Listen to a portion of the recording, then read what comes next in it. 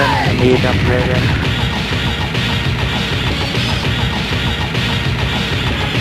A Predseda video review. Sit back and enjoy the show.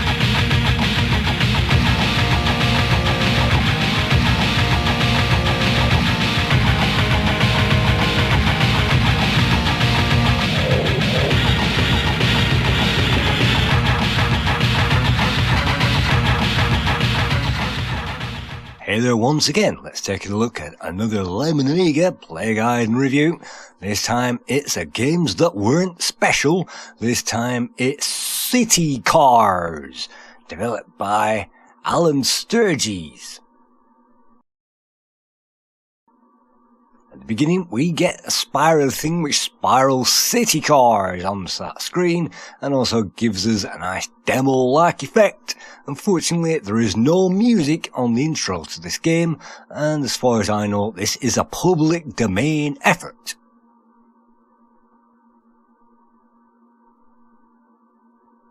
Yes, this is all very nice and all very bouncy, and yes, this is supposed to work very quickly on Amiga 1200. I think you're supposed to press space here and maybe escape to quit the code, because if you type in any code it won't allow you access to the game at all, and I think maybe even you can press the left mouse button on the graphic screen and that will skip out that questionnaire and that passcode altogether. AGA chipset, yes, because we are playing this on an Amiga 1200, and the only way I managed to get this game to work is with Workbench 3.0 on the Amiga 1200 with, I think, the stock amount of fast RAM. Not quite sure, but I finally got this to load. So, Alan Sturgis and John Sturgis created this game in 1996. You can see on that title screen we still don't get any music, but we do get some digitized pictures of a mouse, a controller and a keyboard. We can also change our vehicle. We can play as John or Alan, beginner, novice or professional, even expert. You can see professional spelt with 2 F's. And we can enter our name or practice level and play a game. We don't really want to practice a level, let's just play the game. And that brings us on to the title screen.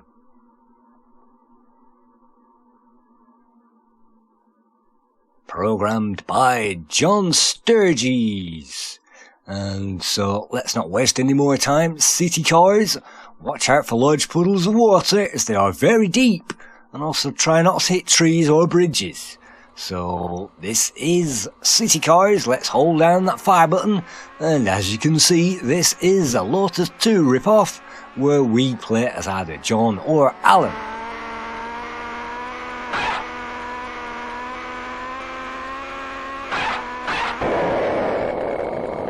You can see digitized trees on the side of the road, and they're very impressive, and they go along with very good graphics of nice drawn boulders, and you can see underpasses and signs and all kinds of things, and even lines in the middle of the road, digitized buildings. So this really does give us a sense of moving through some kind of a landscape, and even on an Amiga 500 this game really shifts along a great pace.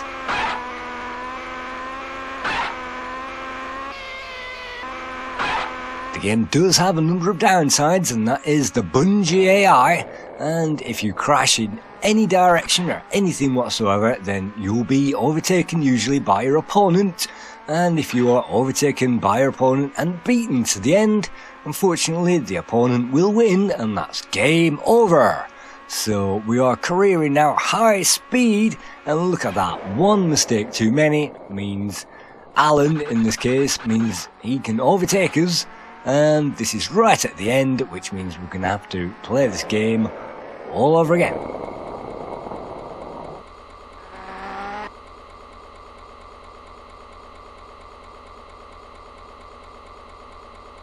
Let's try that all over again, professional again with 2 F's. Wonderful spelling there, so let's try again. I think there are 6 levels, 5 or 6 levels in this game. And the reason why this didn't end up being a Lemon Amiga play guide, obviously it's not that good. This is a public domain effort, and it looks like it was knocked together in 6 months in a basement or a bedroom, and you can see some very nice boulders and signs and everything else, even clouds in the sky.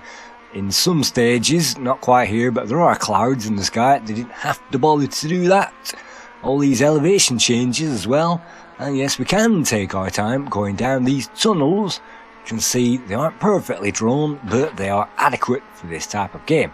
It's one of those games that has more charm than graphics or playability, but given amount that charm, I say that this has something on offer.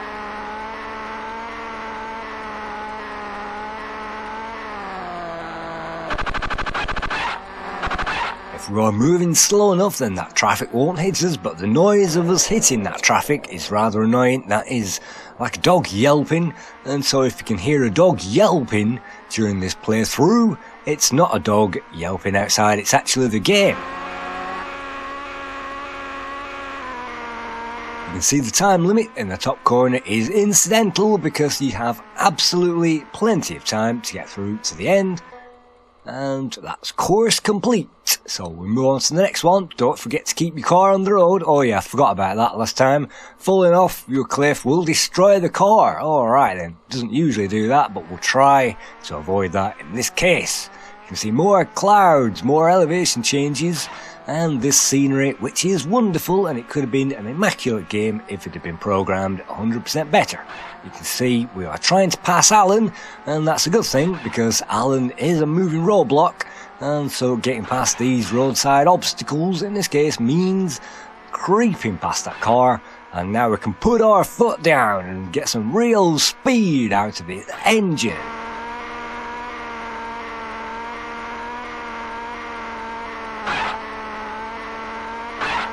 This is Lemon Amiga, games that weren't special, and you're joining us playing Test Drive 1. No, this isn't.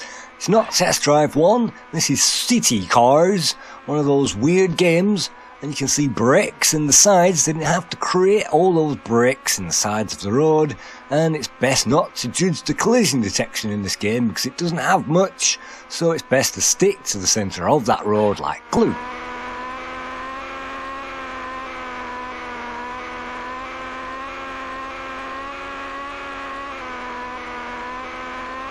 This manages to move like a rally between different stages, and it's great to see different graphics and things emerging at the end of that level. You can see we're on a slippery road now, watch out, there's some deep snow about, and so we'll have to look at that. Even snow on the cars, that's a nice touch. Snow on the digitised trees, and you can see, just like Lotus, the ground disappears in front of us, so we just have to guess and make sure that we try to stay on that road. And cars sink in this game, and that's a life over, and sometimes you can budge the traffic out of the way, but not necessarily the rivers, because they are quite deep. You can see we're now on level 3, and yes, it does give us a practice of this level if you really want to practice that. Not that you really want to do, but you can see we are just sneaking our way past Alan at the moment.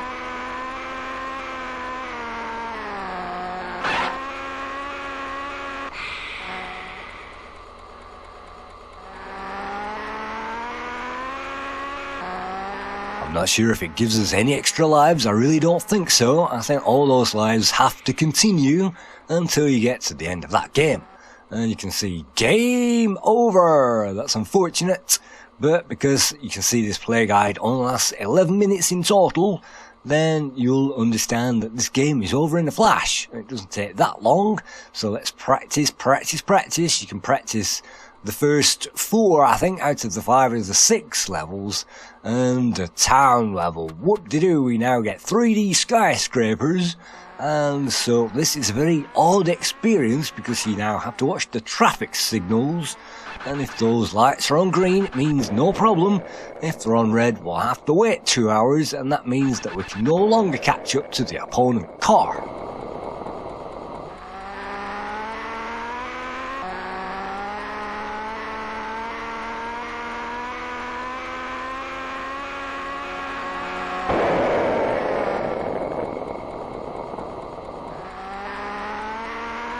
car looks and sounds like a mid-1990s Ford Escort, and having a very fetching yellow colour as well, and maybe we've got a turbo exhaust on that thing because that thing really shifts, but you can see there's nobody driving it. Yes, just like Kit, there's actually nobody driving this car, there's nobody behind the wheel, and that might seem an oversight, but maybe we are playing remote control cars. That was good enough for Grand Theft Auto. GTA we could play with remote controls, and so that might seem a bit of a oversight, but never mind. You can see some huge digitised explosions going on, none of which would be interesting in a play guide, and as far as the playing guide goes, you hold down a fire button and you drive that car. So that's that out of the way. As far as the scores, nobody bothered to review this, and of course this didn't get any magazine scores either. There's only one person in the world that thinks this is any good, and that's me, and you're hearing me at the moment, and unfortunately you've had to pay for me to say this in a review. But if you think that this is pretty neat or not, I certainly think that this has got bags of character, and I had a right laugh trying to play this game. It's not too much of a rip-off. I'm not quite sure whether it made the rip-off special. I feel like it did. Look at those clouds, look at those hills that have been created in a ray traced landscape generator, so they really have pulled out all the stops and left all of the gameplay behind with this particular game.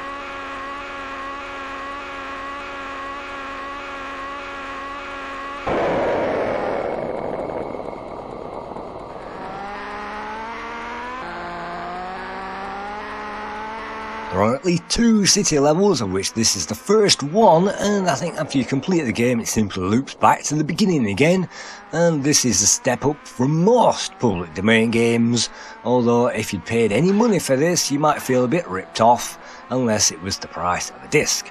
So this is my review almost over. Thank you for watching this, and maybe you can check out this really weird game that doesn't fit into many genres, City Cars. It's a difficult one to get going, but I did get it going, and I had a bit of a laugh with this. Thank you very much.